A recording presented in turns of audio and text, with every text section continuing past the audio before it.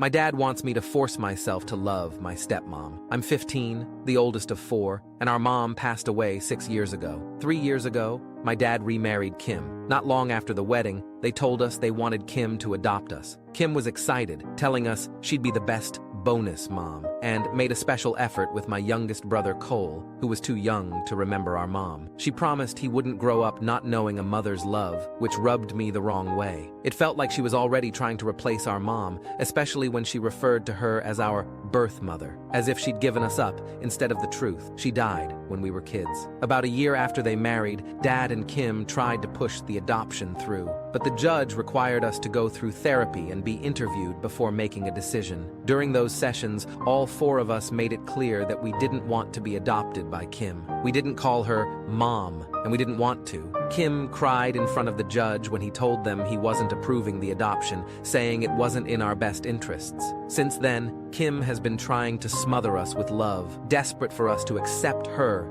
as our mom. My siblings may have softened towards her a bit, but I haven't. I've never liked how she tried to step into the role of mother, as if our real mom wasn't important. Things got worse when my dad started pressuring us, especially me. He said my siblings were only saying no because they didn't want to upset me or feel like they were betraying our mom. Last month, my dad took me aside and said I needed to tell my siblings I was okay with the adoption, so they'd feel comfortable going along with it. He even asked me to pretend I was open to being adopted myself, just to ease the situation. I told him flat out no. Dad yelled, and later that night, Kim cried. Clearly, he told her about our conversation. A week later, he brought it up again, with Kim's tears as part of his argument. But I stuck to my decision. I told him I wouldn't lie or trick my siblings into something they don't want, and I don't care if Kim cries about it. I'm not going to make them feel guilty or force them to accept her as their adoptive mother. My dad accused me of not thinking about my siblings, but the truth is, I am thinking